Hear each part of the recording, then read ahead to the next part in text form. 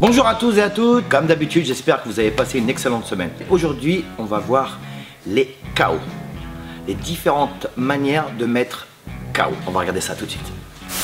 Il y a plusieurs types de KO. KO instantané, perte de conscience, KO technique, donc c'est sur une série de coups, un enchaînement de coups, à long terme, comme ça on est KO parce qu'on ne peut plus se relever, parce qu'on a mal.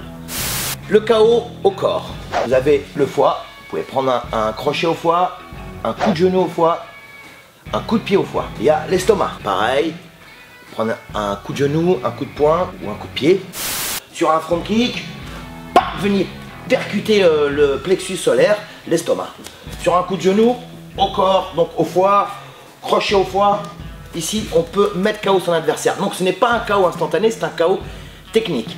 Ça veut dire quoi? Ça veut dire que votre adversaire est conscient, mais il a tellement mal qu'il ne peut pas se relever et ne pas continuer le combat. C'est un KO technique. Ça reste quand même un KO.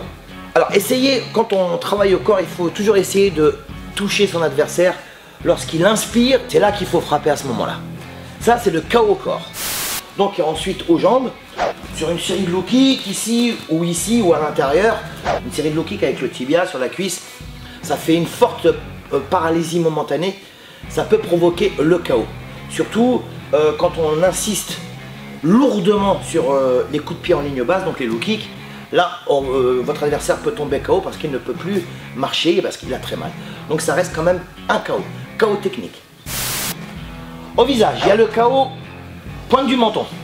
Avec un coup de poing, avec un coup de coude, avec un coup de genou et avec un high kick. Si l'on touche bien la pointe du menton, votre adversaire peut tomber KO instantanément. Ça veut dire perte de conscience. Perte de conscience, c'est quoi? C'est que son cerveau n'a pas enregistré l'action.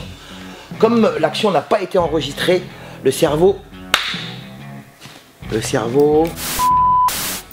déconnecte. Voilà. Bien joué. Vas-y. Le cerveau se déconnecte. Donc là, vous tombez, et là, c'est un KO instantané, perte de conscience. Donc il y a le menton, il y a la tempe.